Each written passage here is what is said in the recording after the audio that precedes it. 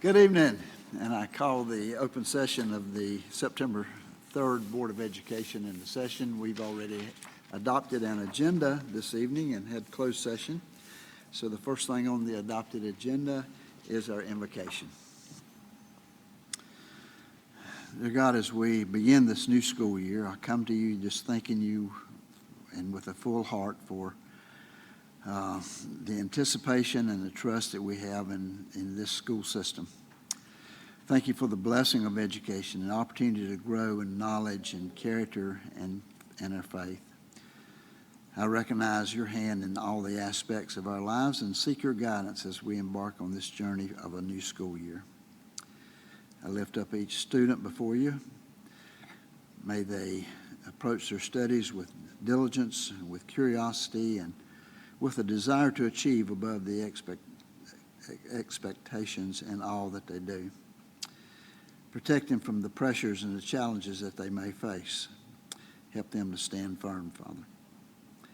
I pray for the parents and guardians that you'd grant them wisdom and patience, strength, as they support and nurture their children. Would you help them to be examples of love and caring as they lead their families? May their homes be filled with order and security for the benefit of those children. I lift up the teachers, the administrators, and all those who work in the school system and pray that you would equip them with the tools that they need to teach and lead with excellence. May they show compassion, integrity, and fairness in all of their decisions. Help them to see their work as an opportunity to impact lives for the betterment of this great country. In your loving name I pray. Amen. Would you stand with us for the Pledge of Allegiance?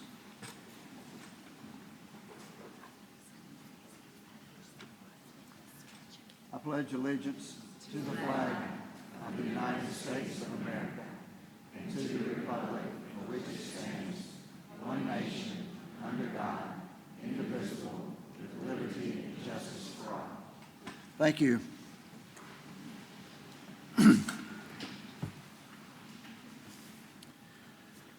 Board members, you received the minutes in advance. You've had a chance to look at those. Are there any discussion regarding the minutes? Not, may I get a motion to approve the minutes as presented? Mrs. Horn, second.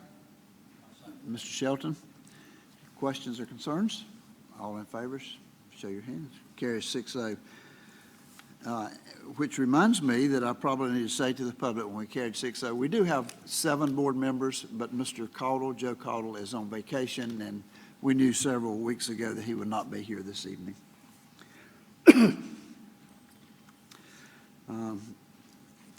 Board members, you've gotten a list of important calendar dates, and I would encourage you to look at those and put those on your calendar as appropriate.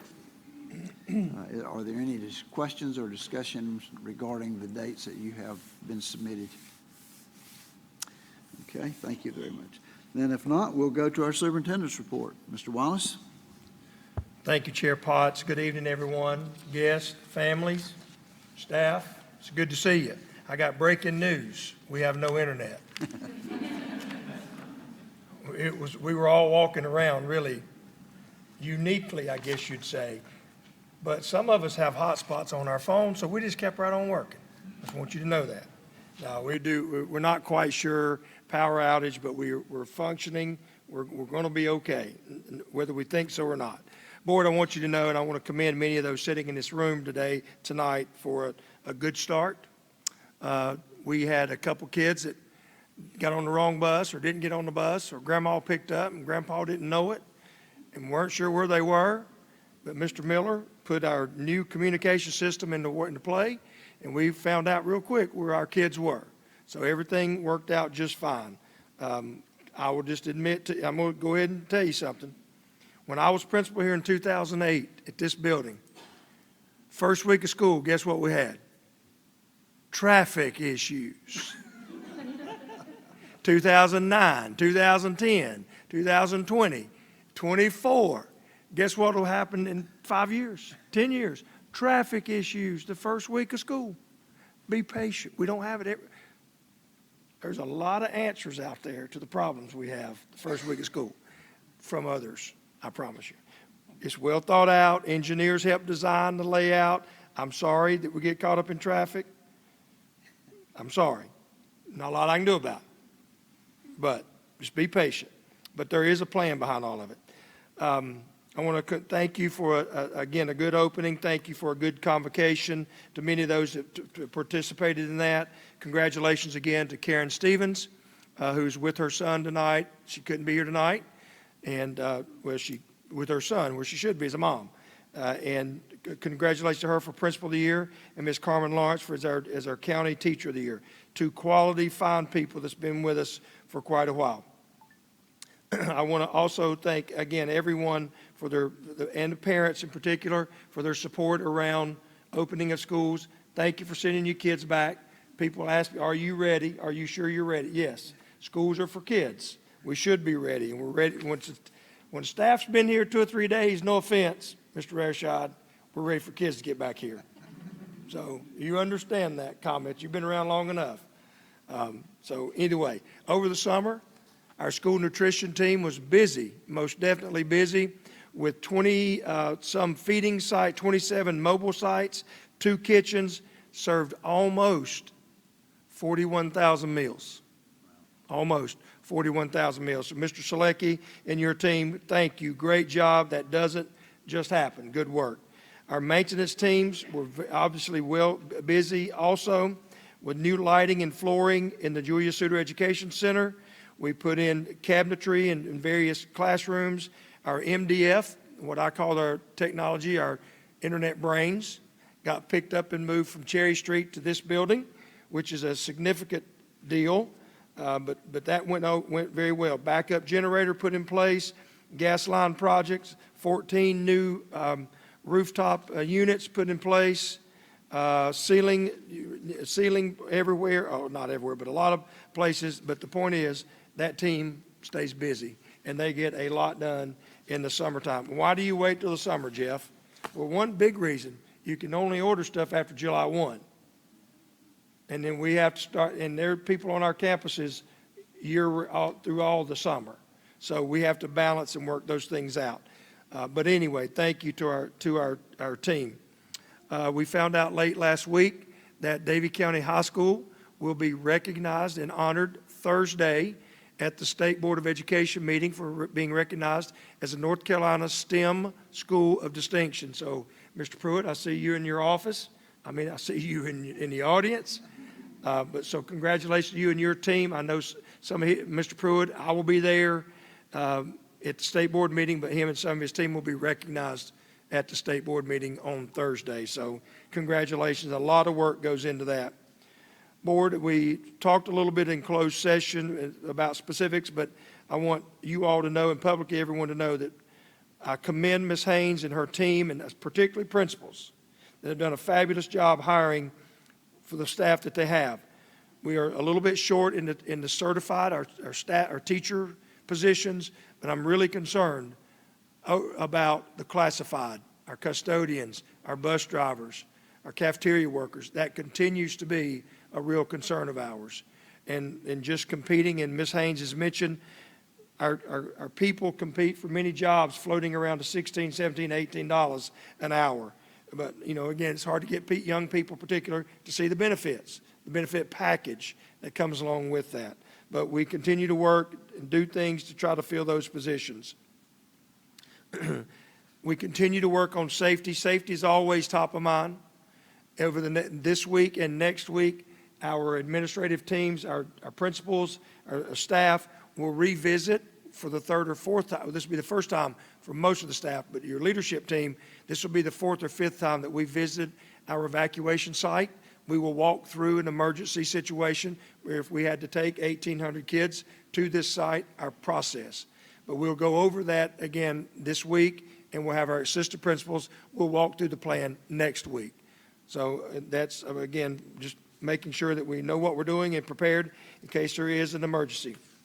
Enrollment, we with the new school the student information system, the Infinite Campus, it replaced Power School. We don't have absolute numbers. Our absolute numbers don't really come into play until day 20. However, we're still floating right around that 6,000 mark, and that's going to ebb and flow. We usually see a little bit of an influx after Labor Day, so we should see a few more coming. And we knock on doors and call phones. If you're not in school, we think you should be there.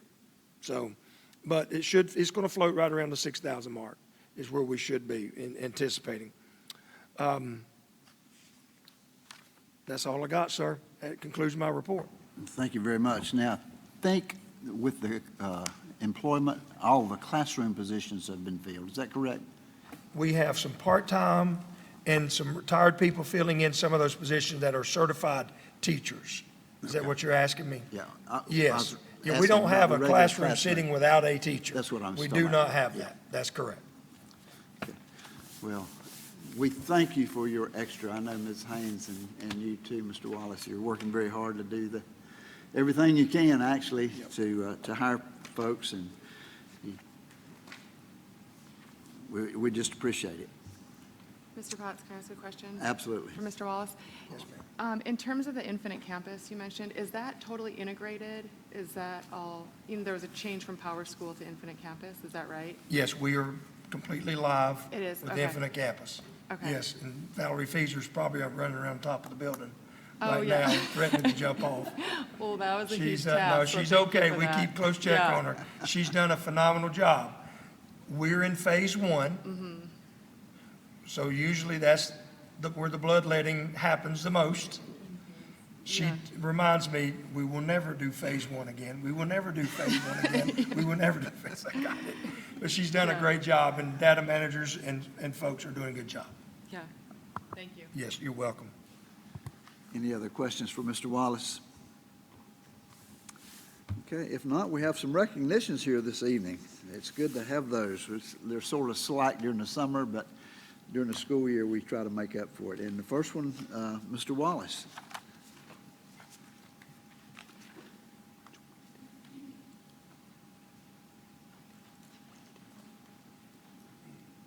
Thank you, Mr. Potts, and again, this is an honor and opportunity for me to stand before you. Mr. Clay Harris, would you join me? Is any of your other staff here? And they don't typically stay for board meetings, however.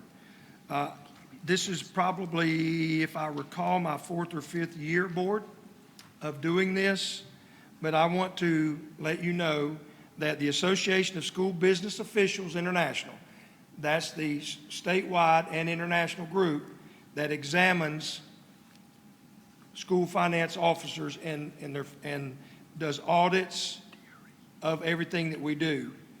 And again, I want to commend Mr. Clay Harris, our Chief Operations Officer, who is responsible for the budget, and the financial office from what we call ASBO, for receiving the Certificate of Excellence in Financial Reporting is presented to Davie County Schools. The two things they primarily look at is transparency and how you manage your funds. And they reference this as the gold standard. And we continue to meet those thresholds and those levels of performance. So, Mr. Harris, congratulations to you and your team. And audience, I hope you feel good, because I assure you it's more than mine in your ledger in our checkbook. It's a tune of about $72 million with multiple sources of income to make up that much money. So he does a great job. So, Mr. Harris, thank you to you and your team.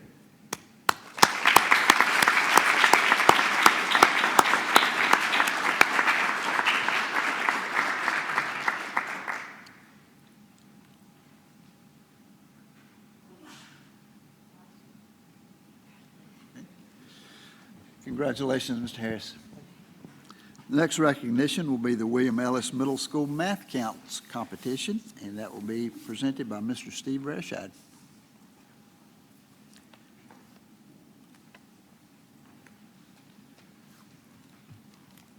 Thank you. Math Counts is a nationwide math competition program for middle school students. So students compete in various regions in their states, In our region, Northwest North Carolina, we competed at Wake Forest University against schools from not just Davidson, Forsyth County, Rowan, and a couple others. There were about 150 kids at this competition this particular year, a few months ago. Our team, I'd like to call up, and I'll tell you how they did. RJ Tepper. I guess stand, where should they stand? Right here? Okay, RJ Tepper. Chris Samet. Olivia Rarescheid. And Ian Rarescheid.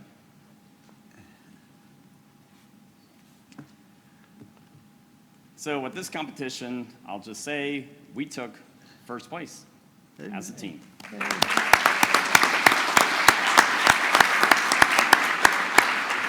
Thank you. And I have to add a detail to that. It's really key. So every year I've been doing this for a long time. Almost always, the school that wins is Haynes Magnet Middle School, which if you don't know, they are a magnet school for highly gifted math and science kids in all of Forsyth County. They dominate, but not this year. So we got them. Also, out of 150 kids, we had some top individuals. We had third place was RJ, fourth place was Chris, fifth was Olivia, and 17th, as a seventh grader, was Ian. So I'd like to give them all a hand.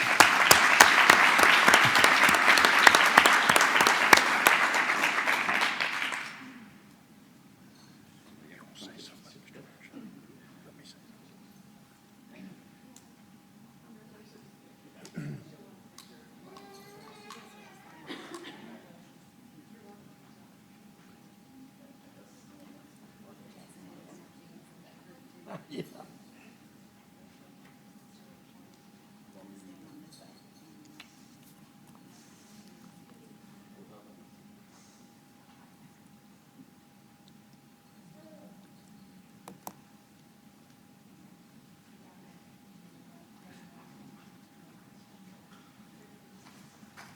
Mr.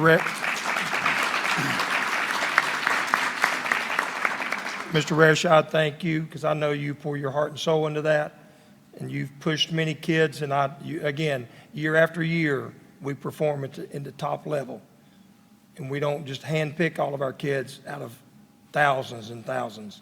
But thank you very much, and students, parents, congratulations. Good work. Absolutely. Next recognitions will be the Future Farmers of America State Awards presented by Jesse Ledbetter and Eli Lindsay.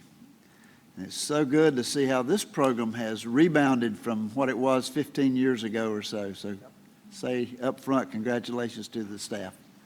Great job. Thanks. The FFA mission is to promote premier leadership, personal growth, and career success. My name is Jesse Ledbetter, and this is Mr. Lindsay, and we both teach at Davie High Agricultural Education. And the past year has been filled with a significant amount of achievements. We've secured a $58,000 grant enabling us to purchase a new truck and horticulture supplies, and extended our facility with new 16 by 60 shed. This fall, over 100 students will be able to work with livestock in our newly upgraded facility. Our chapter has also earned national recognition, receiving 2 stars in a program highlighting outstanding chapters, and we've placed gold in the state level.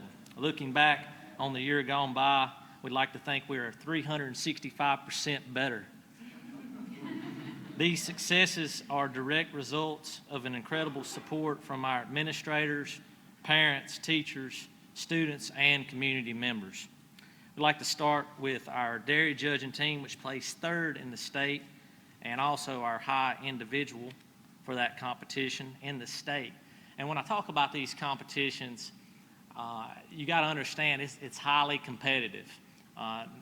Not very often are we recognized this much on a state level. So it's really something to be proud of, these achievements. And Caitlin won this recognition out of more than 300 students. So Caitlin, if you'll come on up.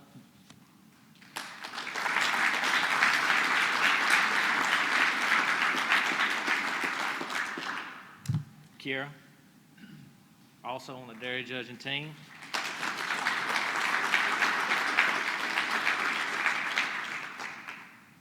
Addison Hendricks, not here with us today, but she's at school, and we're proud of her as well. And last but not least, Kaylee Shaw. Congratulations.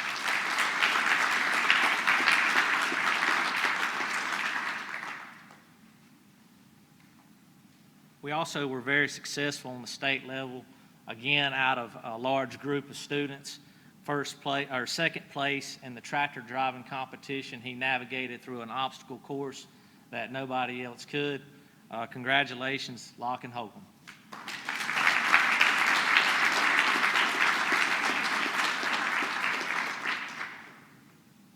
And our hometown hero and Agriculture Hall of Famer is Grayson Haynes for the Agricultural Education Proficiency Award. We're proud of him.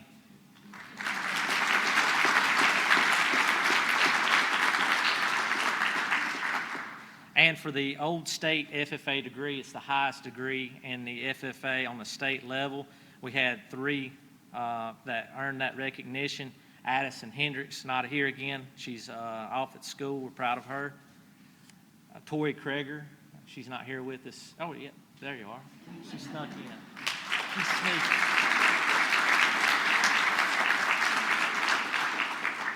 And also our Hall of Famer again, Grayson Haynes.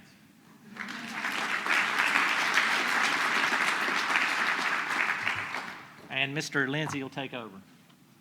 Just got a few more to recognize, and you'll hear a lot of these names over and over again, and I think that goes to show the versatility of these students and the amount of effort they put into all kinds of different things and all kinds of different skills that they're learning. So we love to recognize them.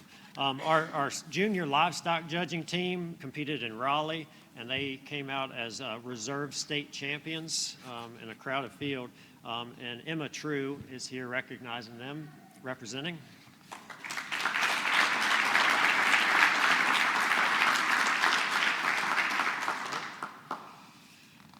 Addison Hendricks, again, who's at college in Georgia, she placed second in her agri-science fair project, which studied trout and water quality in northwest Wyoming with a trout release program that we've got going on in the classroom.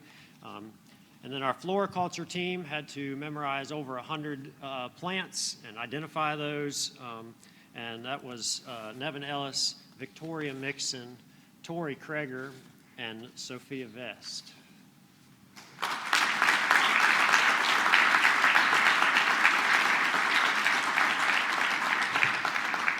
They placed third in the state. And then the last one I have to recognize is our meat judging team, which identifies over 100 different cuts of meat, and then they have to place meat quality. And they placed as reserve state champions in the entire state. So that was Kira Verkel, Caitlin Nicholson, Matthew Ramsey, and Justice Miller.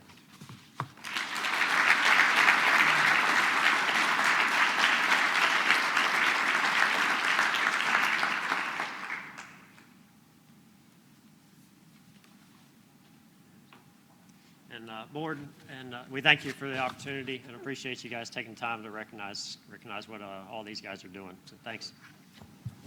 Congratulations. Thank you.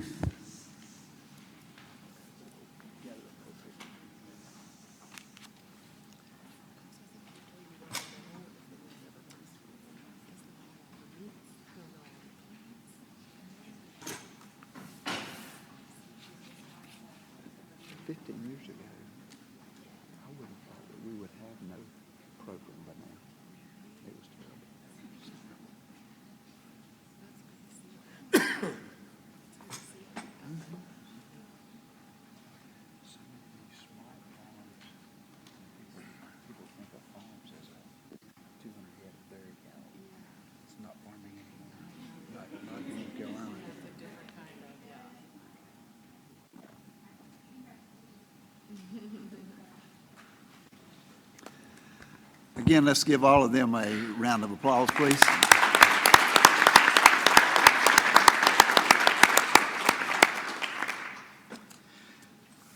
Board, next on our agenda is the consent agenda. I would need a motion for that to be approved, please.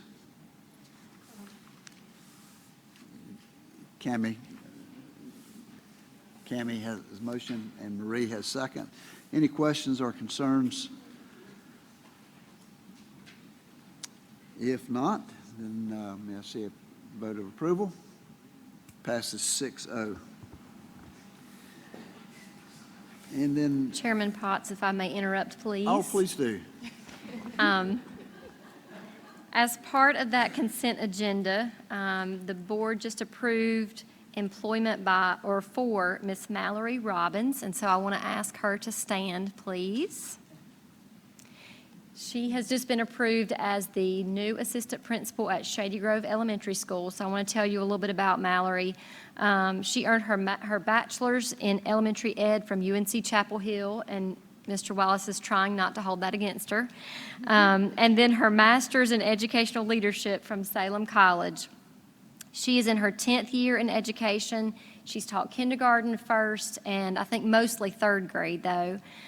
She's been Teacher of the Year twice and has held many leadership roles within her school, including mentoring other teachers.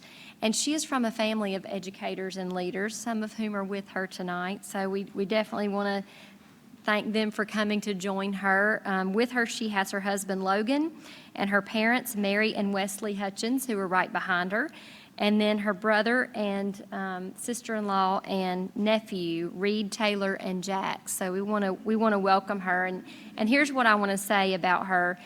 From 3 rounds of interviews, and she was grilled pretty hard, but from 3 rounds of interviews, what stands out about her is her passion for education. And she has reached a point that she feels like she really wants to make a positive impact beyond the classroom walls of her own classroom and make a difference. And so we are thrilled to have her. We had a lot of candidates, over 40, I know, for this one position, but she's an outstanding one, and we're glad to welcome her.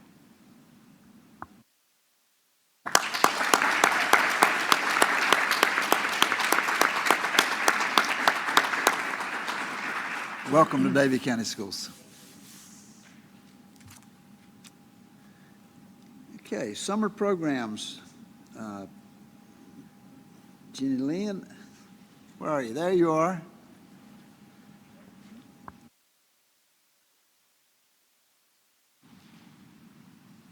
All right, I have a whole crew with me. Is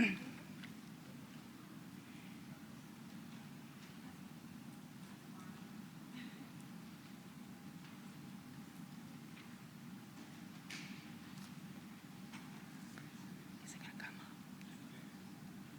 Okay. All right, so good evening, board members, staff, and guests. Earlier, Mr. Wallace said it had been a very busy summer, and yes, it has been a very busy summer. This evening, we want to share some information with you about our summer programs that we had available to students. As you can see on the left-hand side of the screen, we have a list here. We had the Read to Achieve Camp, our Camp Discovery, our Bridge to Success Camp, our Credit Recovery at Davie High, our Exceptional Children's Camp, and our summer internships. In total, that was 72 staff, and that includes not just our directors and representatives here, but also our teachers, our instructional assistants, our bus drivers, and custodial staff that were hired specifically for these programs.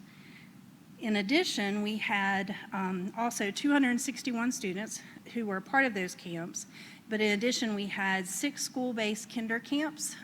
We're thankful for the Mebane Foundation that continues to support those camps and early literacy in our district each year. 177 students, which is a high number for what we've had in the past. 177 students total and 2 to 3 staff at each of those elementary schools this past summer.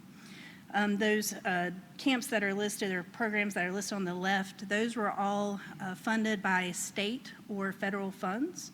And again, the kinder camps were funded by the Mebane Foundation. So this afternoon, we have a group of people who are going to share with you. They are either directors of these camps or they're representatives from each camp. So I'll let them introduce themselves, but we're going to start with the Read to Achieve camp.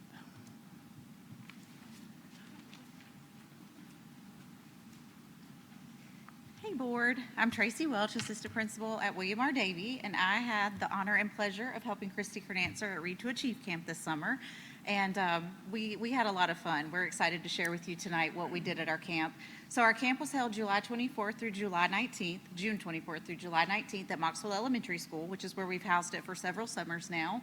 Students that were invited were rising 3rd and 4th grade students. And these students were not proficient in reading, and they attended from all elementary schools. So we had a very targeted approach on who was invited. It was very strategic on who we wanted to attend our camp. We had educators from all 6 elementary schools, and we also had a teacher from South Davie. And it's so fun to kind of be the melting pot in the summer and get to see all these experienced educators from different buildings and different populations come together for one common cause. We love being in the media center and hearing the buzz around because they get really excited about what they do. We also were blessed with Davie County High School interns. You will see their names up there, and these ladies are worker bees.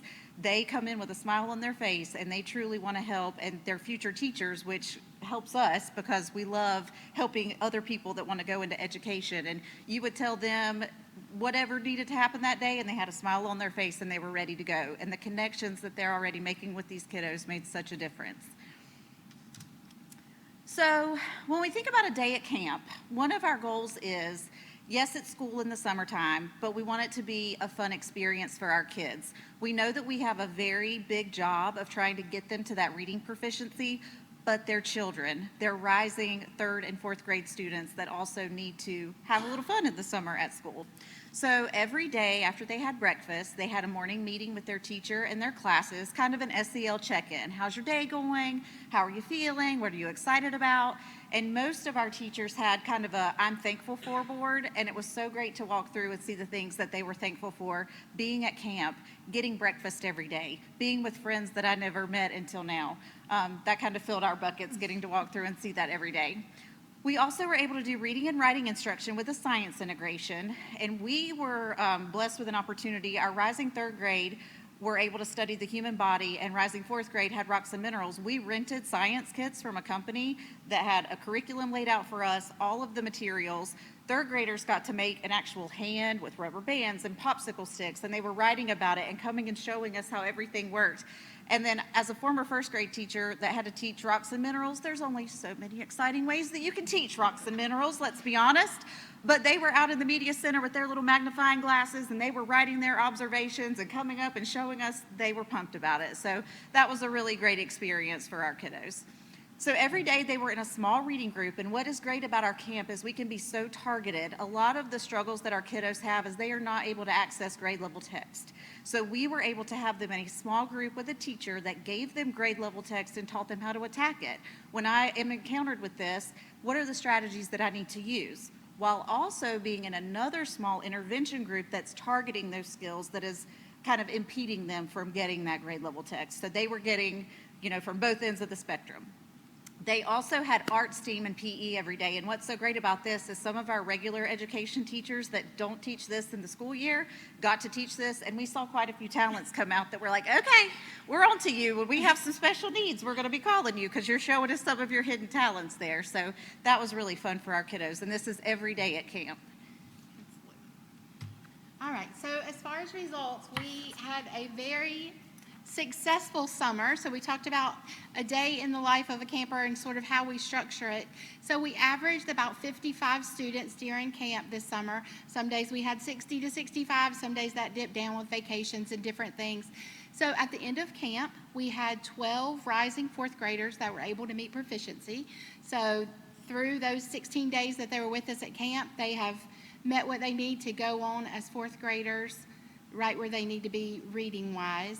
We also had 2 rising 3rd graders that met proficiency, so we were extremely excited to see those results. So the targeted instruction really supported them, and they made tons of gains. So all levels, 3rd grade, rising 3rd and rising 4th, showed growth in all of their foundational reading skills. So overall, around 25% of the students that attended camp were able to reach proficiency. So those are students we're sending back to all 6 elementary schools that have closed some gaps and are going to be ready for grade level text now at the beginning of the year. So we were very excited for those results.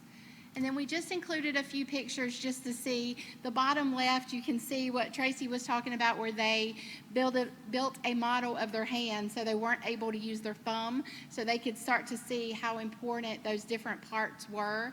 And then you have some art integration there on the right. So just able to really access a lot of different curricula to bring it all together for them. And then in the middle, we have our awesome high school interns. So I have to include them because camp would not have been the same or as successful without them. They were a wonderful support for us. Thank you.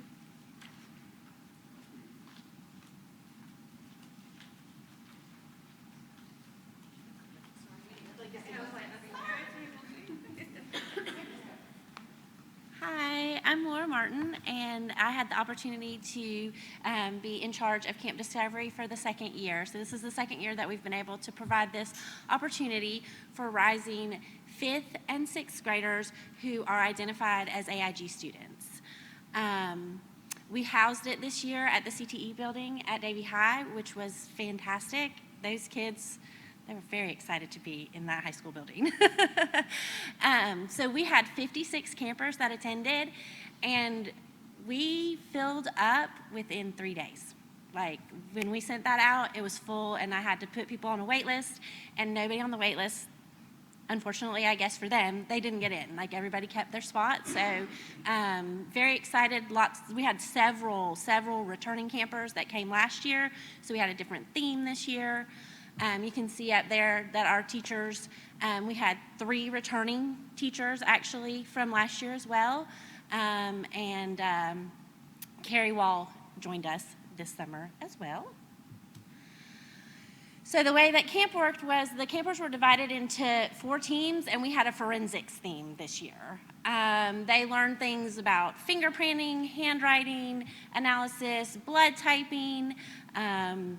One day, they actually, after they'd learned several skills, they had to solve a crime right there with us.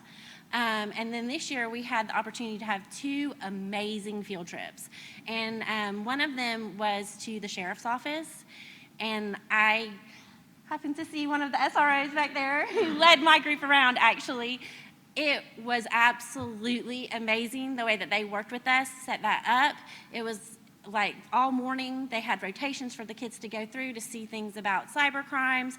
They had a crime scene set up outside that was like an armed robbery where they were trying to figure out where the different things were that they needed to mark with the numbers and take notes on and take pictures of. So that was an amazing experience. And then they also got to go to an escape room in Greensboro, and so they really enjoyed that. I think of all of our teams, only like 2 of them actually made it out. But I will have to say the people who were in charge were pretty impressed, because you're talking about, 10, 11-year-olds that were really doing this. We as the adults kind of stood back and let them figure out how to do it. And we had tons of campers who were, what are you going to do next year? We can't wait to come back. Gotten great feedback from parents as well, like, is this going to continue? Because we want to make sure that we get in next year. So this is an amazing experience and very well received by the students and the parents. Here's some pictures. This is from our field trip to the sheriff's office. Oh, I do just have to throw out there, we got to see the dogs too. They did a bite demonstration, and that was probably at the top of the list. Mrs. Martin, Oh, yes. what would it take to get students off the waiting list? More funds, probably, Funds. so that we could have more teachers. Okay. Yeah, yeah. Can you give us an idea of approximately how many may be on the waiting list? How Just many a- were on the waiting list? I probably could have had more, but at some point I just said we were even closed. I So see. even just on the waiting list, I probably had about 15, but that was, like I said, I had to close it at some Okay. point because I knew they weren't going to get in. Thank you very much. You're welcome. Hi, I'm Amy Hardister, and I had the pleasure of helping with Bridge to Success Camp. This is our 3rd year doing it. We met for 8 days in July, and we have a great team of people from all different places. So we had Haley Clemens from South Davie and Diane Ireland, and then Donna Dunn and I work closely together with the rising ninth graders, and Hannah Beck and Joey Anderson work with the behavioral needs, because we also have some students who have very intense needs that we kind of need someone to help with right away. And then Chelsea Dvorak is our leader, and she's amazing. I'm sure you guys already know that. But we had a great year, and I actually look forward to this camp myself, just because it's fun, it's engaging, and we really get to talk to the kids about the skills that they're going to need in the future. So we had 15 rising sixth graders and 16 rising ninth graders. Our big why is to help ease the stress for some of them who are dealing with mental health issues and anxiety, even some things at home. I know one student in particular was struggling with some things, and I was able to get Chelsea to speak to the counselor where she was going so she could go ahead and start having some services. And so it's also a really good kind of check-in for those kids that do have higher needs. The other piece of it is we really focus on how we can incorporate them and get them into thinking about their future, all the amazing stuff that we have at our CTE programs, and really think about, okay, in a job, how am I going to have to act? Because our soft skills are kind of weak, as we know, with some of our students, and just getting them to be able to speak up, to work with each other, and act appropriately. And so we can hone in on those skills. And we see from the beginning of the camp, it's amazing the growth that we see from the first day to the end, where they're willing to step out. They're not with their friends, and they're still engaging, working together. So we did 4 days of on-campus activities.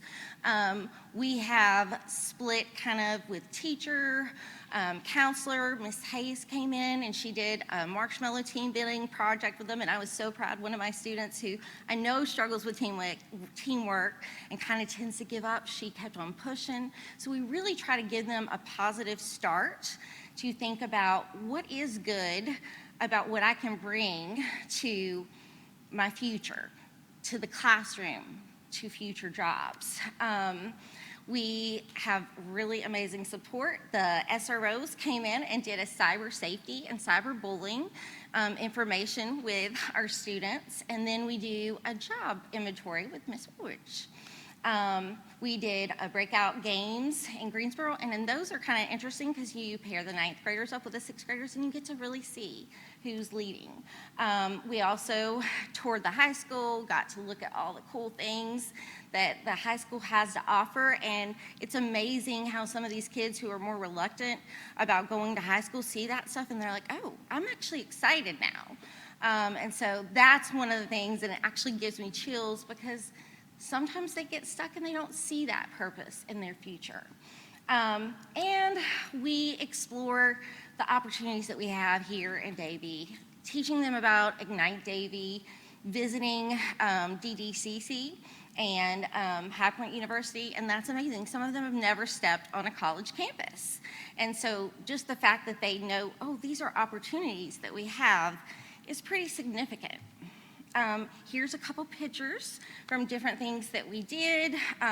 We got to see the aquarium program at DDCC, which is amazing. And then they worked together to do different things. We had the breakout room. I have never made it out of that breakout room. Those are tough, y'all. But the kids are doing it, but you know.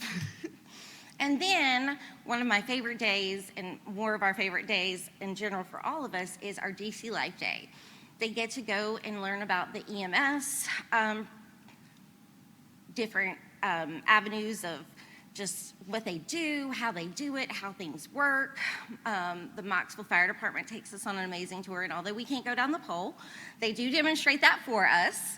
And then it's kind of blocked out, but the call center, which is very interesting for the kids to see, oh, this is where everything happens, and these people are protecting us and helping us. So we have also had our summer and college career day. We have a lot of amazing local support who came and talked to the kids, and truly they were really interested in the drones, but for some of them, just to have somebody from the community to talk to them makes a huge difference. And I'm just so proud to have been a part of that. Here are some student reflections. A lot of the kids who come in are very tough on themselves, and so getting them to think positively about teamwork and other things, being uncomfortable, and it's okay to be uncomfortable, but working through that. And so these are some of the reflections. Camp has made me think about high school as a fresh start, and that's a beautiful thing for some of these kids. And then I wish we could have camp for another week. I know that Ms. Dunn follows up with them, and she will get hugs and visits from some of our campers, and I really think that's a wonderful thing as they ease into the high school, because we know it's very big and large. All right, and then? So good evening. I'm Sherry White, I'm an instructional specialist in the curriculum office. Tracy Reese is actually the assistant principal at the high school. He was over credit recovery, and she couldn't be with us this evening, so I have her next. So you can see up there the dates for credit recovery at the high school. Started out with Edgenuity, which is the online platform for that first week, and then moved to face-to-face. They did not have school the week of July 4th.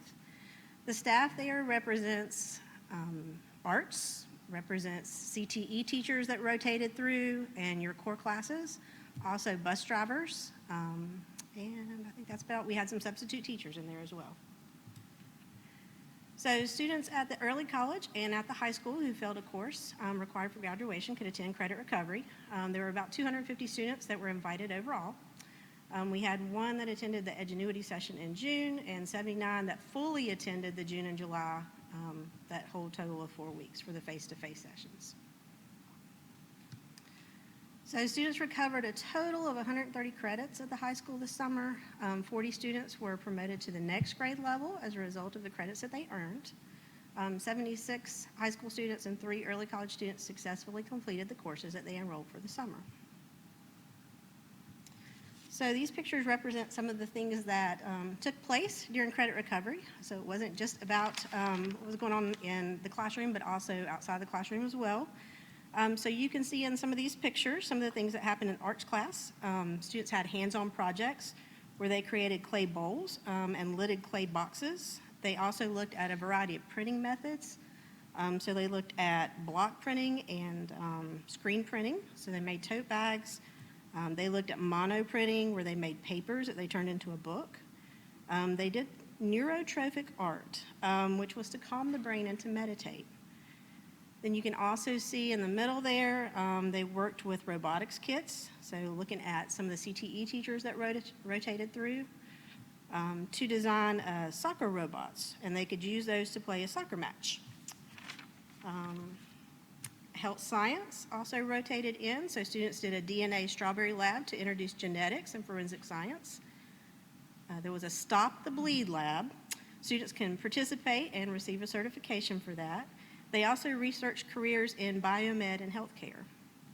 In biology class, they looked at protists through microscopes to study characteristics and adaptations of eukaryotic cells. They grew Wisconsin fast plants to explore genetics and dominant recessive traits, and looked at planaria. So they were studying mitosis and cell reproduction, so they looked at the regeneration in planaria. They also attended the college and career day that Amy just spoke about, and so through that, actually received some valuable information regarding what they needed to do to prepare for the careers that they're interested in, also job requirements, education and certifications that might be necessary, and then different salary ranges, among other things.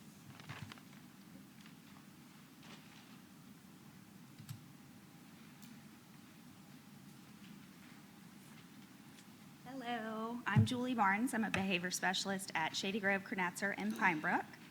I'm Allison Potts. I'm an EC self-contained teacher at Pine Brook. And Allison and I directed our Exceptional Children's Camp this summer. We had students from our standard course of study and extended content standards, self-contained classes from across the district, K-12. So we had 6-year-olds to 22-year-olds. We had a 3-week camp at Davie High School. It was an Olympic theme with the time of the summer. We had average of about 21 students that attended over the 3 weeks. We had 16 staff members, which included EC teachers, EC instructional assistants, behavior specialists, and speech therapists working with these children. The purpose of our camp was to provide a structure, routine, and fun opportunity for a lot of our students who aren't able to always participate in activities that happen during the summer. One of the highlights of our trip was, or of our camp, was a field trip to the splash pad across the way, which some of our EC staff was able to join us for. I think the positive note to end this with is being able to see our kids come together. The transitional periods of our elementary going to the middle school and middle going to high, they get to see friends that they had classes with for years.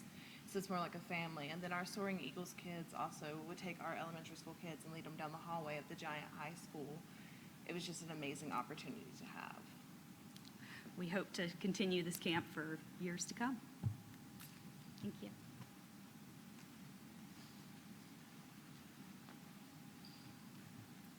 Good evening. I'm Elise Wooldridge, and I'm the Career Development Coordinator at Davie County High School. I had the pleasure of getting to see all these camps in action this summer, and one thing I always noticed whenever I walked around the building or I was a part of them is all the smiles. Kids were engaged and having fun and enjoying their summer, even if they were in school. So great job to all of y'all.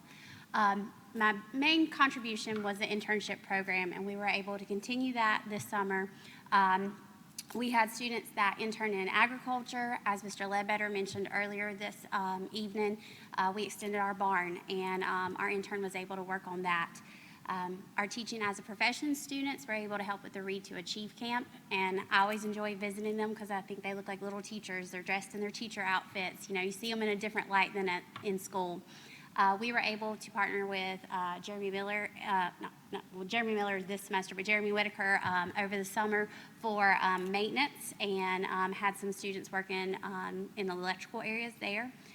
We continued our engineering program with advanced manufacturing.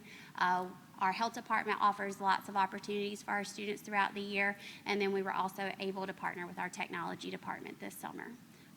But our students were able to get exposure into real world experiences.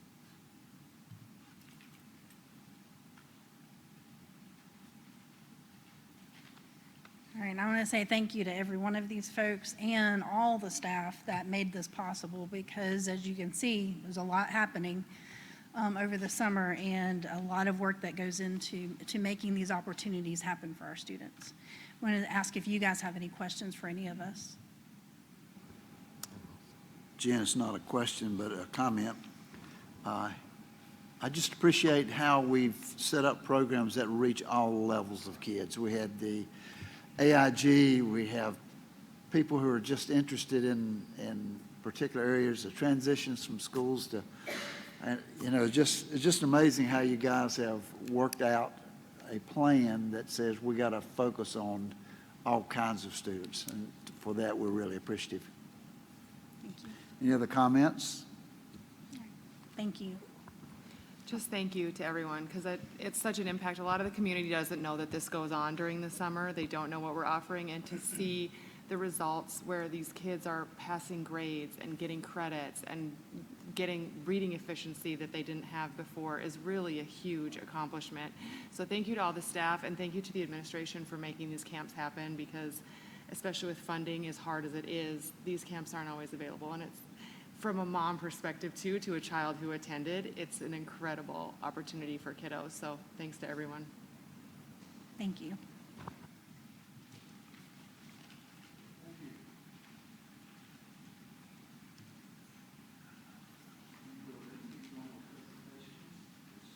CTE committee. David and Elise. Good evening. Let's see. Just want to say, first off, it's an honor and pleasure to be here tonight and talking about our CTE program. We got to see a highlight this evening with many of our students in our FFA, CTSO being recognized. And I just want to say, as far as our advisors go, they do a tremendous job of providing these opportunities for our students, and this is an extension of the classroom and what they do. So I just want to say kudos to Jesse and Eli. They did a great job tonight presenting those state awards. And like I wanted to reiterate what Jesse said, it's a huge honor for the awards that those students earn on that level. FFA is probably a very, and I would say, one of the highly competitive CTSOs out there. So congrats to those students. So what I wanted to do tonight, and this is my first time going through this, to go through some of the highlights, and I think it would be an understatement to say it's hard to capture everything that's going on in our CTE programs because there's so many great things. But just to start off, just a little bit about what types of programs that we offer in our programs. So there's 16 career clusters that are recognized within our programs at Davie County High School. We hit 15 of those 16, and I think I would say that some of our students that take classes at Davidson-Davie Community College probably hit that number 16 one as well. Out of those clusters, we break off into 32 different career pathways that are kind of subgroups of those clusters that students can explore different career options in those different pathways. We offer over 50 individual courses amongst our CTE programs, and then our staff is made up of 20 teachers at the high school, 9 at the middle school, and then we have a tremendous support staff in our CTE program. This lady to my left, Elise Wooldridge, is our high school CDC. We have our middle school CDC, Stephanie Morris. And then also at the high school, we have Sandra Hinkle, who is our Curriculum Instructional Management Coordinator, which is a role that I used to do in my previous district, and it's very valuable, and I appreciate all 3 of those fine folks. They're tremendous to our programs. This slide you may have seen before. It's our mission of CTE, and it stems off of what our motto is here in Davie County, but it's engage, equip, and empower all students to be successful citizens, employees, and leaders in a global economy through career awareness, career engagement, and career preparedness. Now, the logo down at the bottom right there, Major Clarity, that is a platform that we're using for our career development plans that you may be familiar with. There's some new legislation that came down that requires all school districts to implement an electronic platform to provide an opportunity for students starting this school year with our 8th graders to develop a career development plan.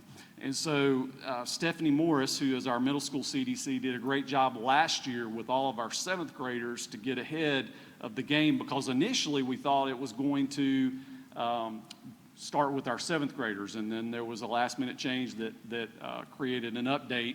And so we're ahead of the game there. But really what our goal is with these career development plans is to, one, expose students and get them more aware of things that they may be interested in, so that they can start beginning to plan out a kind of a roadmap, if you will, of what high school may look like, and sort of a course sequencing to help with their planning for what they're going to be doing during a high school career.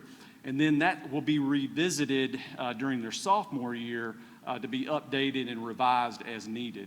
And so one thing that we're doing now, part of that legislation, is we're using Major Clarity as our, like I said, as our electronic platform to notify parents, and then also allow it to be accessible to our parents so that they're aware of what their child is interested in as they go into high school. Some quick stats. So we don't, and just a disclaimer, the 2023-24 data is not yet available. However, what we wanted to highlight is some of what our enrollment looks like in our CTE classes over the last couple of years there. You can see, and so that is what they call a CTE participant, and that is an unduplicated number of how many students took a CTE class at the high school. So that's a tremendous amount of our student body in those previous years, and I'm certain that the number coming down, once that data is released, it'll be very similar, probably if not higher. Our graduation rate for CTE concentrators. So what is a CTE concentrator? So what that is, and probably many of those students that we saw tonight were concentrators, but it's a student that has taken potentially 2 or even 3 courses in some cases for a particular pathway that we offer at the high school. And so that's why we encourage our students to continue taking, once they take an entry-level class that a lot of times is a prerequisite, to take a follow-up class early on so that they can learn a lot of skills, be a part of a CTSO, et cetera. But you can see as far as a graduation rate goes, for those students that have taken multiple CTE classes, it's tremendously high, 99%. That's outstanding. So we're really proud of that.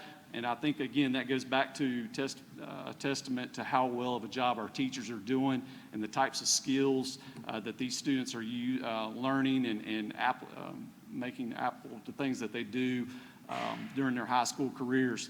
And then our credentials. So one of our goals from our comprehensive needs assessment is we want all of our students to earn at least 1 credential while they're in high school.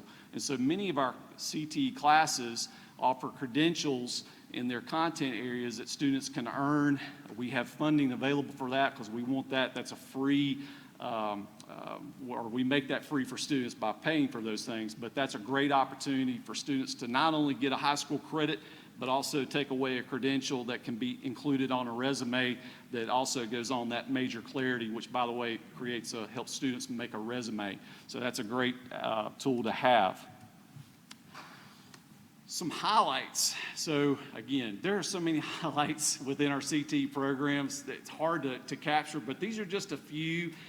Miss Angela Reeves, who is one of our health science teachers at the high school, she was nominated by all of our CTs, we asked for nominations from all of our CT staff, including at the middle school, to nominate a teacher that met the requirements, and she was named our NCAT CT Teacher of the Year for this past school year, so congratulations to Angela. We also had a young man did a couple of presentations for Davie County Schools and recognizing or really showcasing his CTE experience. First, I believe he spoke at the CDC, SBC. I'm gonna let Elise talk about that for a little bit. So Grayson Haynes, amazing student, graduated last year, but he was always my go-to person because I knew that he took advantage of all of the opportunities that CTE had available, from job shadows to internships to whatever classes that may be. And so as we were working to plan the Piedmont Triad CDC and SPC conference over the spring, Grayson was our representative for the Leanne Tuttle Memorial Scholarship. And when they read his application and letters of recommendation, they said, we want him to come talk to our group. And he did a phenomenal job with our SPCs and CDCs, but then he was also, from that presentation, he was asked to present to our CTE directors at our annual summer conference, and did an amazing job. He continues to be a big part of Davie CTE, even if he's graduated already. And I would also like to, on a side note, a little bit of humor. Mr. Trey Michael, who's the state director for CTE, also was interested in introducing his daughter to Grayson after his presentation. So hopefully he was not embarrassed, and there was a technology issue as well. He handled it like a champ, and we were really proud of him. And it was a highlight of that opening 2-hour session for the directors across the state. So next slide. So this is truly just a snapshot of the tremendous amount of work that our CTSO advisors have done. We've got 5 different groups going on within our CT department. We have our FBLA, which stands for Future Business Leaders of America. We had students competing at the state level. Of course, we had our Future Farmers of America. They are highly active in the state, region, and really national as well. They attend the national conference.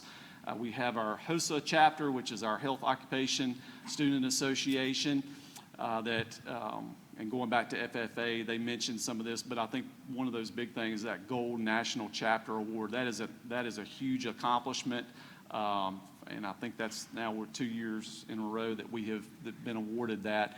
HOSA had a award of a Gold Star chapter, And then they also received an award for the Henry Dunant Blood Drive sponsor. Our National Technical Honor Society, which is a separate honor society for students that have been involved in CTE classes, we had over 40 students inducted into that chapter last school year. And then, as you can see from the pictures, I believe the top right there is our from the National Technical Honor Society. The next picture down, we have some folks in the audience this evening that attended our Skills USA competition and got to see 15 of our high school students. And we also had some middle school participants as well this year for the first time that competed at the state competition. And 2 of those teams earned bids to nationals that they went to Atlanta. I believe we recognized them a couple of meetings ago, a few months ago. And then we have a picture of our students from FFA. We have some students there from, I believe the middle one there is HOSA. And then some more FFA pictures there in Raleigh when they were at the state competition. So again, just some really awesome things going on with all of our CTSOs. I'm going to turn it back over to Elise to talk about some more breakdown stats of our internships. So our internship program continues to be strong. We are continuing to partner with more businesses and community partners and offer more opportunities to our students. Wide range every year. Sometimes students pop up in my office and they're like, I want to work in cosmetology, to sheriff's department. And so I'm really appreciative of the community that we have and that they support our students, because without that support, we wouldn't be able to continue this program the way we do. We are still fine-tweaking the program to figure out exactly what it needs to look like every year. You know, you learn a little bit more, but it's continued to be strong. Just some other pictures of some collaborative projects that that have happened within the past year, maybe 2 years. But some highlights here. There was a joint effort working with Ashley Furniture. I believe that was a problem-solving project there that I believe it was with Mr. And some of our interns. Yeah, that worked on with chipping, some 3D printing of some sort. They were having a problem with having too much waste with their 3D printers, the filament, and so they were looking at a way to recycle that, and they were creating a filament chipper, and that was also some of those 2 students, that was their Skills USA project as well. And then with the fire and EMT, we had some students create a battery holder that we got to see, and we'll see in just a minute with the externships, that has been installed in some of the EMT vehicles. It's just a way to store extra batteries. That's the picture to the top right. And then we had a student work on a design for a handle in one of the fire trucks at the Farmington Fire Department that's pictured there in that middle picture. And then next month, and we're going to get to hear more about this from a special presentation from AVGAL, but we had a student that did a partnership with AVGAL, one of our business partners, designing and creating a part that they used in some of their operations, and that's just a couple of pictures there highlighting the awesome job he did with that. And I'm actually really excited about hearing that presentation because they're going to talk about that special competition that student was a part of through AVGAL.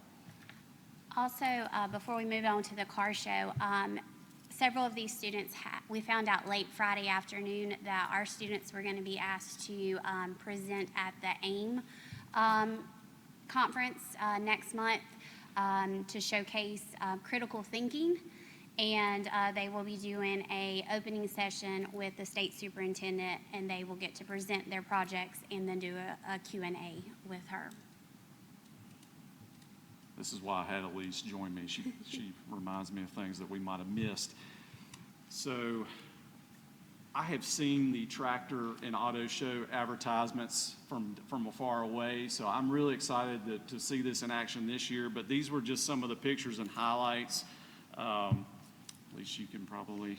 We continue to add things every year. I never know what Mr. Ledbetter is going to show up with, but we were able to add a helicopter this year. That was a big surprise for our our students and the community that attended, but it continues to grow each year, and we're excited to get a date on the calendar soon.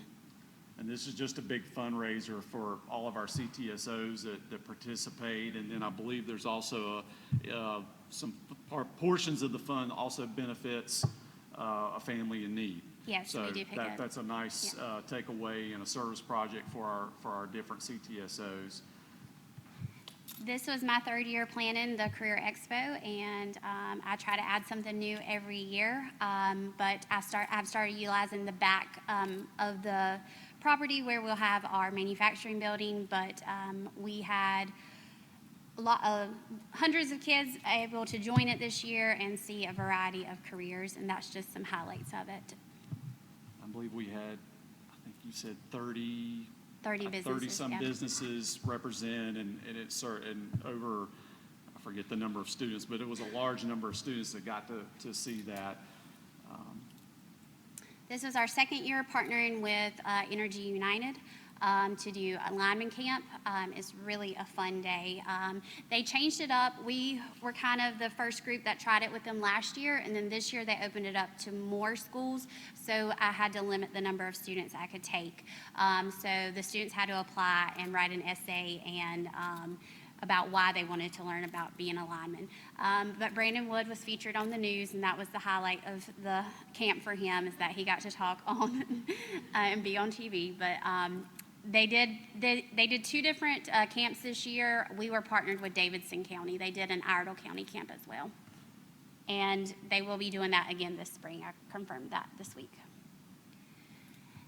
We continued for the second year Careers on Wheels. We changed it up a little bit and focused just on fifth graders, and we were able to utilize the community park, and we were able to get the helicopter, and I will say that that was the highlight. We kind of had to pause everything and move everyone away so that our students could see it take off, but having a fifth grader last year, that was the highlight of the day. She said that that was amazing, but we featured anything from fire to landscaping to roofing. Our carpentry students came out. It's always great seeing our carpentry students interact with younger kids and show them what they love about their classes at Davie High School. And part of what CT can do is reach out to those fifth graders is with career awareness activities, and this is just really an awesome example of how to do that and getting students interacting with folks in our community, and so just a great way to do that. So summer externships, we both got to participate in this, and this has been ongoing now since I believe 2015 is when it initially started. But the big purpose is to make our educators, because we had not only CT teachers participating, but also some other teachers from the high school in our STEM department and other departments participate in this to tour different industries. And not only we went to a few other places this year to become more aware of the opportunities for our students and just make really good connections and figure out ways that we can help support our students to be successful and make them more aware about opportunities in our community. So we did 4 days from July 29th to August 1st, and here are just some of the highlights and places that we went. So with the Hayward facility, so we went to over in Clemens at the place where they actually do parts and things for swimming pools, and that was a really interesting experience. And then we also got to go to their shipping and receiving facility in Moxville. We also spent a day, or part of the day, at Davidson-Davie Community College over here across the street to learn more about what they have done.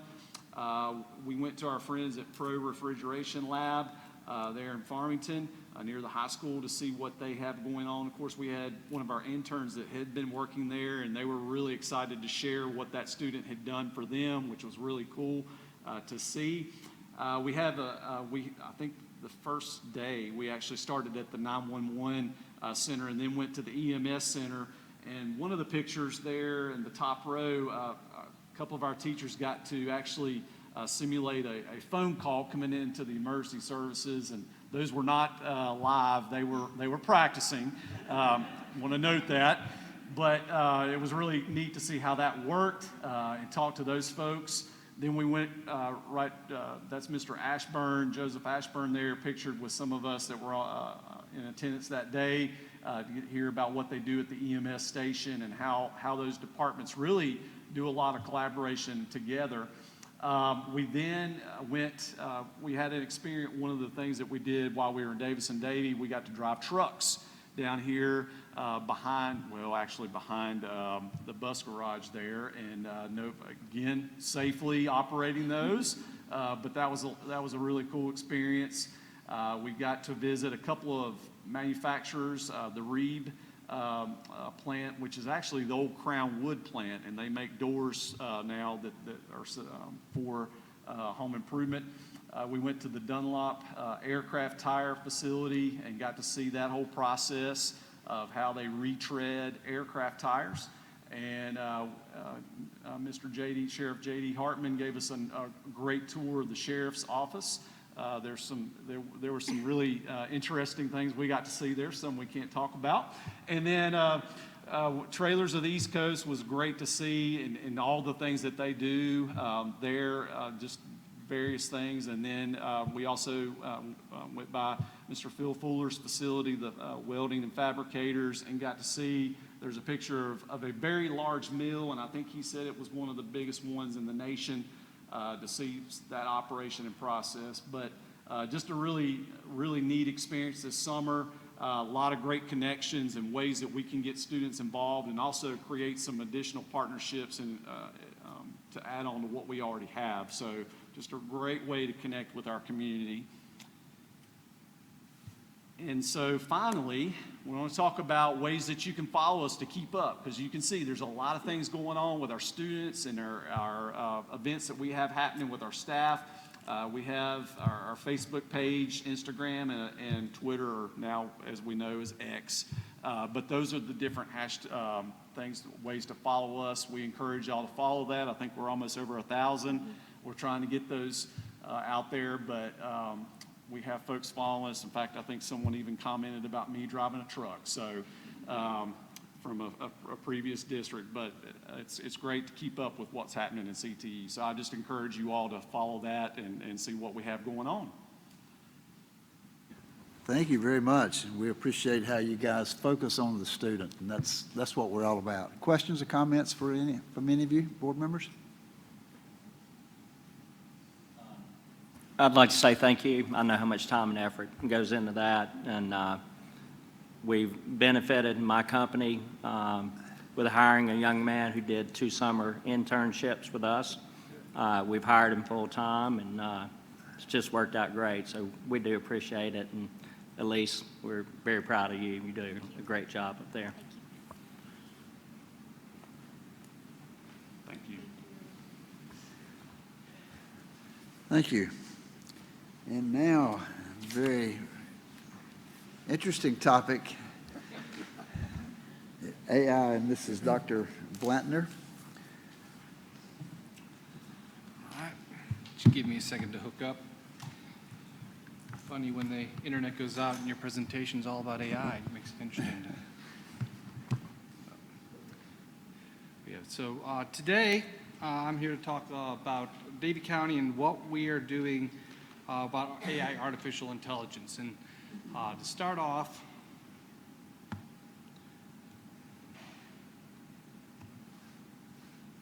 we're going to get it set up.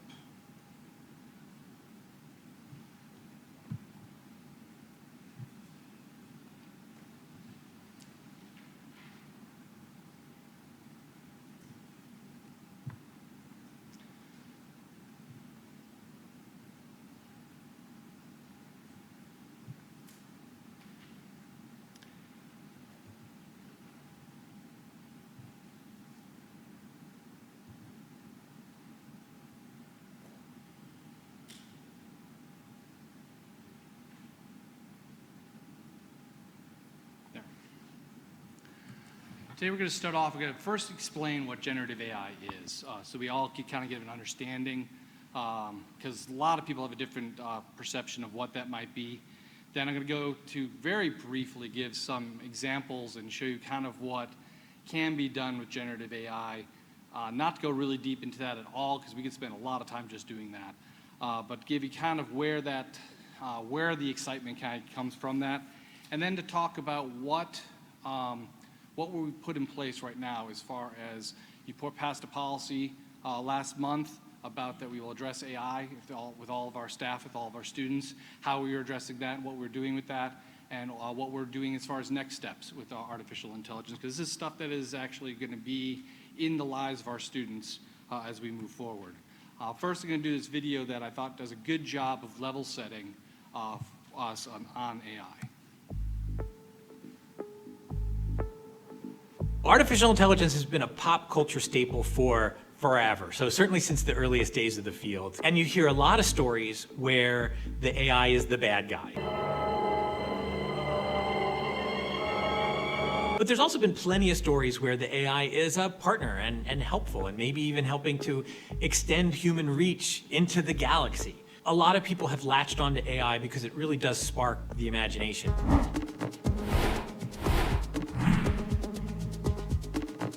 My name is Michael Littman. I'm the Division Director for Information and Intelligence Systems at the National Science Foundation. So there isn't a bright line between what is artificial intelligence and what is computing more generally, what is automation more generally. But usually we talk about something as being AI if the level of inference that the system has to do is sufficiently sophisticated. So if you're talking about something like a doorknob has the ability to react, right? You reach out to the doorknob, you twist it, and suddenly the door opens. We wouldn't call that AI because it's such a direct connection between your input and the output. But if we're talking about something like, I need to find the best way to ride a bike to get to downtown Washington, D.C., it has to make lots of trade-offs, lots of reasoning, draw on lots of different kinds of data to be able to answer that question well. And so maybe we would call that AI. We certainly would have 20 years ago. Today, now we just call it an app on your phone. AI chatbots have existed since the very beginning of the field. And traditionally, the way that they've been written is through human coding. So a person would sit down and write a bunch of rules that say, if somebody asks me a question like this, I should do this in response. Or if it's being used as a, say, a customer service tool, here's access to all the sorts of questions that people ask, here's how I'm going to answer them. However, if you simply train a large machine learning model on lots and lots and lots of text to just predict what the next word would be in a naturally occurring piece of text, what you discover is that you can kind of have conversations with the system that comes out, because you can actually, since it's making its predictions based on the context, the words that came before it, you can set it up with a question and then it can actually fill in the answer. And people said, this is amazing, we can turn this into a chatbot. Now you get out an incredibly fluid, lucid kind of chatbot, which is remarkable. We did not know how to build systems like that before. Unfortunately, it has some complementary weaknesses with respect to the old style chatbots in that we don't really know what they're going to say next, right? It really is determined by the statistics of the words that the systems were trained on. And they're trained to produce an answer regardless of what the context is. So if they get themselves in a situation where the next word isn't really obvious, it'll guess something, and that something could lead to an answer that is not what we would think of as factually grounded. But the system was never built to be factually grounded. It was built to be fluent. It was built to very accurately predict what kinds of words will follow a given context. You are taking a huge risk if you decide to have the system write a paper for you, or a legal brief, or a grant proposal to the National Science Foundation. You can't trust these systems to do what a top-level human being would do. The fact that it can answer anything accurately at all is kind of remarkable. It's really going to get people inspired. So you're going to see, and what we're doing is highlighting a lot of the gems he's kind of put in there as we go through here. And one is about how it is meant to generate something. It is not, one of the big misnomers, it's not a big search engine. It's not a fancy search engine. It is something that's made to create new content. And it's done that on whatever it is fed into it. It's not connected to the internet necessarily and pulling all that content all the time. And I wanted to kind of give you a glimpse into some of the things that it can do. This kind of show you those things. So I have pulled up here one of the, there's many of them. One's called Claude. And Claude here's one of the chatbots you can do. So you've heard of GPT, and Claude's up here. So Say I want to do is explain the water cycle.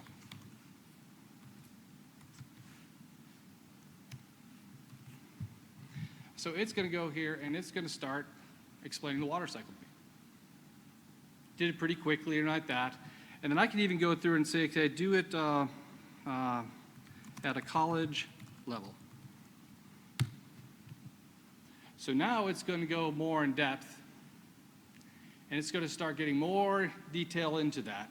And I can do that. Now what I'm doing there is it's called prompt engineering. I'm giving it a prompt. I'm getting very simple with the prompt. And I can give it more information, and it's going to give me better information out. I can even do it as a kindergartner. And so it's going to do something, hey there, let's talk about there. Water's everywhere. So it'll go in there, the sun acts like a giant hair dryer warming up the water. So it'll change it to different things however you want to do it. Or I could do it, if you want to be fun, like, let's do it like Sheldon Cooper from Big Bang Theory. And so if you see that, it'll even see that it'll actually imitate Sheldon Cooper and doing that. This is kind of what it's designed for, creative, kind of bringing different things together and like that. Fun things like that. But is it accurate? I don't know. I did this really quickly. We could find out of that, but I'd have to look at that to find out. That's one thing that could be done with it, try to get some information in there as a good starting point. So if I'm a teacher and want to do something, I could just put something in there. It gives me a place to start with. Something else I know as a teacher that was also hard to do at times was create rubrics. So I could do, and actually I did a shortcut so I can cut and paste on this here. So say I was going to do a project, and it's going to be, I wanted to create a rubric on the waters. We'll do the water cycle again. So I'm going to ask it to do that for me. Get rid of that. So create a rubric about the water cycle. So, you know, it takes a long time to create the chart and everything like that. So I just type this in here. And so now it's going to hear, while I'm talking, create a rubric that I could use with my students. And again, I didn't give it a lot of detail, but it's going to go through with the different sides of it. And I can then alter this as I need to as a teacher. What is this going to save me as far as time as a teacher in getting ready for a class or something like that, a project where I can now manipulate this instead of having to go from scratch and things like that. So this is the power that sometimes AI can help us with as well with that. Other things that AI can kind of do for us with that. You'll hear at times that it can create images. So if you asked it to create an image of a narwhal riding a bike.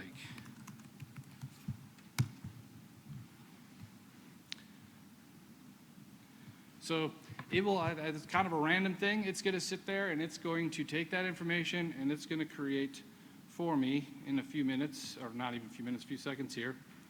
And again, I'm on my hotspot here. We'll see what it does. So there's a narwhal riding a bike. So I could put some things in. If I'm trying as a teacher, needed something to demonstrate or like that, I could just put in some description of what I want, and I can now start editing it like I did before with that other one, start refining what this is to get something I might need for the classroom or things like that. Other things that could be done with it now, because like I said, I'm doing some engineering with this. Let's get closer to the classroom, what might be able to do. Something in there that I've used before with, especially with EC and some other ones, something's called Goblin Tools. This is one where now we're getting to where they've done some of this prompt engineering in the background for you. So you don't have to know how to do nice, long sentences here. This is a tool that I could type in here to Magic To Do. So if I don't know how to break down a task, if I have executive functioning issues, if I have something like that, I don't know how to break down a task, I could type in, and say I have multiple peppers tell me how much I need it broken down. I typed in do my homework. How am I going to do my homework? Well, I did it a lot, so it broke down that task and what I need to do my homework. Or I can do clean my room, or like that. And if I didn't know how to do any one of those, I could break that task down more further or there. So it can help me try to prepare for something. Or formalizer. This one, if I want to say something and I want to say it to my teacher, but I don't know quite how to do it, it could formalize my language. I could type it in there and say, okay, make this more formal. Or if I just can't really read the text of it, I need some help. I got an email. Is the person being sarcastic? Is the person, what is it? I can put their text in there and it can tell me a little bit more about that. So if I have a hard time reading language, it can do that. This gives some information back on there. Or chef, if you have a list of things in your refrigerator that you want to know what you can make, you can throw it in here and say, here's some recipes for it. So there's different things that AI can do and kind of help with that with there. Also in the education side, there is tools, like I'm not going to endorse one program here, but there's several that do this. There's Magic School or School AI. Well, this is the student side, which has a lot of tools here that already are writing some of these scripting in the background here, where they can do different things in here. 5 questions, if you're here trying to get down to the, summarize it, help them summarize things. Or if you go to the teacher side, here, Magic School is this teacher side here, where if I'm wanting to want some ideas on behavior intervention, so I could type in what the grade level is, what the behavior we're trying to do. It can give me ideas on that. Now, I'm not saying that this is what you go and cut and paste and this is what we put in the IEP, but this is a place that we could start and get some ideas on what we might be able to do. So these are things that you can see there's a lot of different things in here, text level, or there's even things about where is this relevant. You could type in where is this going to be relevant to life. It's on the student side or on the teacher side. There's things that AI can help do with that. But there's also some other tools we can do with that, just for fun. There's also a place called Suno. Suno is one that actually creates music. And for fun, I typed in the prompt I used for this one. It did it in about a minute. And the prompt was talking about AI to the school board of Davie County Schools. And this is what it came up with.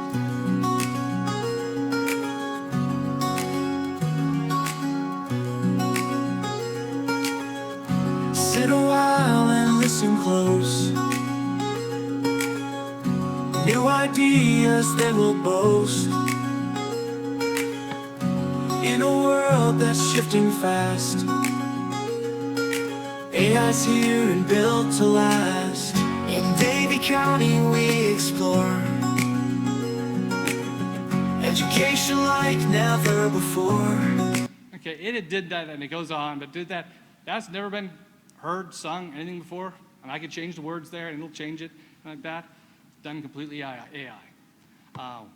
Whereas that, I've shown that to some kids that maybe need to have some music to calm or soothe their sleep. They can type something in real quickly and they can get some music they need or like that. But these are tools that are going to be there at their fingertips right now, which were never there before. So there's a lot of possibilities that can be done with AI, but we need to kind of guide that, because this can go all sorts of different ways. And then, which is what kind of we talked about this today with our teachers when we started the school year. So back to the slide deck. So how are we responding? Now I've given you kind of an example. Like I said, I was doing very cursory on it. Is it going to give me that? There. So first I want to start with a statistic, and it's hard to read this, but if you look at the dark blue and the medium blue, which is about 59% of that circle, are teachers that say they don't plan to start or they've never used AI. So we're still early and we need to talk about this a lot, because that's not okay. AI is going to be the future for our kids, whether we like it or not. It is going to be the workplace. There are already jobs that are interviewing using AI. They're using AI to scan resumes. They're using it. This is part of the future, and we need to make sure they're aware of it and know how to use it responsibly. So we need to change some of this in here. What's our roadmap? This is our roadmap, is establishing a foundation. That's what we've already started that.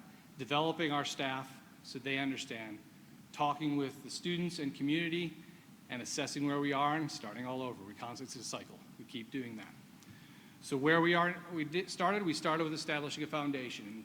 what we did is we hosted some trainers coming in with some teachers, district leaders. They came in here. Vera Cabrera, I was in part of the superintendent's report a few months back, came in and talked about AI. Went over the guidelines that the state was putting out at that time, just came out. We went over a lot of what was going on there. From there, we created a cross-functional team of AI that included building level, teachers, district level, technology, where we could then look and talk a little bit more about AI and what it was like in the classroom. That group we also sent to Summit, where we heard more about AI and got more information for ourselves, to then get to where we're going to talk about the guidance that we had coming up here. Now we started, from that education, we drafted that feedback. These are the 3 documents that are hosted on our portal, or hub, that we generated from there. And it's both the non-instructional use, instructional use, and student use of generative AI. And they all pretty much are going to say the same thing and give different examples of using that. And these are the things that it's going to say. It's not clear how AI produces what it does. And it depends on what it was trained on. And the biggest thing is it does not know how to say, I don't know. That's what he's saying. It does not know it's factually accurate. If it gets stuck, it's going to give you an answer. That's what it's designed for. There's an airline company that was using this for their customer service at one point in time. And the person said, well, my baggage got lost here and there. And said, well, good. Since that, we have a policy. It says that we give you a free ticket if this happens. They didn't have a policy that did that. It had to give an answer. It came up with an answer. Now that company was stuck with that answer. So there's things that we don't know how to use this, and we're trying to figure out how to use that right now. And the outputs are based upon what it has been told. It is not hooked up, like I said, to the internet. There's different things, different sets of data have fed different things. ChatGPT 3.5 has only been fed through 2023, so it doesn't have anything in 2024. Different things have different information on it. And it doesn't care who owns what. Intellectual property or anything like that, it doesn't matter. So yeah, those are issues that have to be grappled with it. And these are the philosophies that we have put forth as far as it. AI should help you think and not think for you. You should never put forth anything from an AI as yours. You should always be looking at it. You are responsible. If someone's using it, you are responsible for whatever it puts out if you put it out there. And you should never put confidential personal information into an AI. You don't know what it's going to be used. You don't want it in the training model. If a teacher's using it, you don't want to put your students' information in there. We want to be guarded with that. There are AIs that are okay to do that in. Before we do that, that should be vetted through the technology department. We can say these are ones that you can put certain data into or not. But as a rule, we should not put any confidential or personal information in. Only use the approved AI programs. Document the use of AI. If you're going to use it, be clear about it. Communicate the use of AI. For students, they need to ask before using AI on assignments. And for staff, if they're using it, they need to make that clear as well that we're using AI on it. Being clear on it is going to be the biggest thing. One thing we put out there, and there's several tools out there, is something like this. This is a tool that we use to talk from staff to student. The high school has something like this where they actually put it in more kid-friendly language, where it's talking about no AI use to full AI use. Because AI, that predictive text when you're typing, saying this is your next word, is AI. So when you say no AI, does that mean I have to not use that predictive test? Or if it says a spell check? So this gets a little clearer about, okay, if you're doing an assignment, you want to create an image using Adobe Illustrator, obviously you don't want them using Copilot like I did to create it, because that's not what the assignment was. So you could say, I don't want you using AI on that. But if the object is just to create an image, then yes, you could use the AI. This is a way they can have that conversation ahead of time instead of trying to say who cheated, which is the wrong conversation to have, is what is the end product of what we want to try to achieve, and then how we do achieve that. The beginning of this year, during registration, every parent had this in the sign-off to talk about. It's the same things I just went over. It was what we don't know about, what we have to be worried about with AI, and what we are saying you need to know. You need to be responsible for it. You need to use the AI programs. These are the tenets you'll see throughout everything that we talk about with it. And this is also be included in all the syllabuses in the high school. We're focusing a lot on the high school this year. We're still educating everyone, but the high school is where this is really coming out in this year. The middle school will be the next as we roll out, because we can't do everything at once. And what we're really, and these are some other posters that we're going to have around to be able to see. Because the high school is where right now, students are there, or they're playing in there. The staff are getting to understand, but they just have to understand it's there and what it's about and what to be wary of. Where we go next, here's our path. It said develop our staff. That's where we are right now. That's where we're starting to talk. We're talking about and we're just started that journey. So we're starting to talk with our teachers. We're looking at a 3-layered approach. Those who are just starting to play with AI, those who just, what is AI, and those who are implementing AI in their class. Make those type of levels to get in there so we can have that with our teachers and have those conversations. To understand at all levels what that means. We already differentiate the level of technology at every level. We don't expect kindergartners to be doing deep searches on Google. We're not going to expect kindergartners to do a lot with AI. So when we look at it, we have like this, where we have different levels that people of different grade level spans of what their experience with AI will be like. The lower levels will be more seeing what AI is like, where a teacher's doing more and telling more, to going when we go into high school more, where they'll be doing more and experiencing more.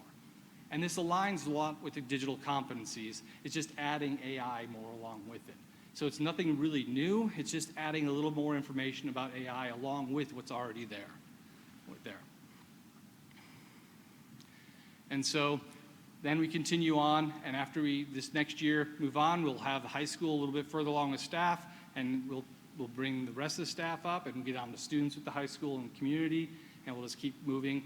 And as this keeps moving, because when AI is only about 1.5 to 2 years old, as we know it, and think how far it's gone already. We don't know what we'll have then. We'll just keep moving and adjusting as we need to as we go there. So that is kind of where we are, where we're going, and what I can do in a little bit of time here. And so, any questions? Go ahead. Thank you. That was incredible. I didn't know. I'm thinking, oh my gosh, what has my son done in these last years on AI that I didn't know about? And so I'm also wondering, is there a tool available for districts that can help teachers determine if students, like to help check for AI? Like, are there, it sounds great to be able to use all this stuff, but is there also a backdoor to help determine if they're using it incorrectly? Does that make sense? Yes, and if there is, I would guard against it. Because those tools that came out earlier about the AI detectors, stuff like that, they tend to false positive those with learning disabilities and those who are second language learners. Because they tend to write and everything like that more formulaically. Yeah. And so it really doesn't know. And the AI is learning. So as they write the detect AI, AI is learning what it is. So they're finding, and all the guidance is saying that the tools aren't worth what it is. You're getting more false positives, and so you're really persecuting kids. Really, the discussion should be, how can we create that? And really, our teachers here know our kids. You know when they wrote what they wrote. If all of a sudden it's completely different what they've been writing before, then there's a conversation to have. Maybe say, why don't you explain this paper to me now? And those type of things. So there's other tools we can do with that, but the actual detection tools, most of them are going away because they're not really worth. Even the colleges and universities are not even using them because they're not worth what their weight.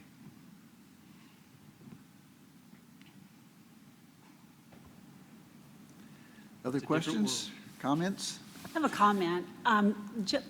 This is so timely, I guess is the best word. I think for our educators, using it as a tool is so much more important at this point than worrying about our kids if they're using it. I look in my daily life, and as you were going through all these different tools, I'm using that. I'm training a bot right now. I have the Copilot in our phone system. So there's just so many things that happens on a everyday basis that makes life easier rather than complicates it. So it's knowing the proper way of using it. So I appreciate you sharing all this. Well, Any more comments, questions? Thank you very much. thank you. Miss Elizabeth, has anyone signed up to publicly address the board? No, no one has signed up tonight. All right, thank you very much. With that being the case, a motion to adjourn is in order. Kami, motion, Con second. All in favor? Thank you very much. Thanks, everyone, for your attendance and patience tonight. Have a good evening.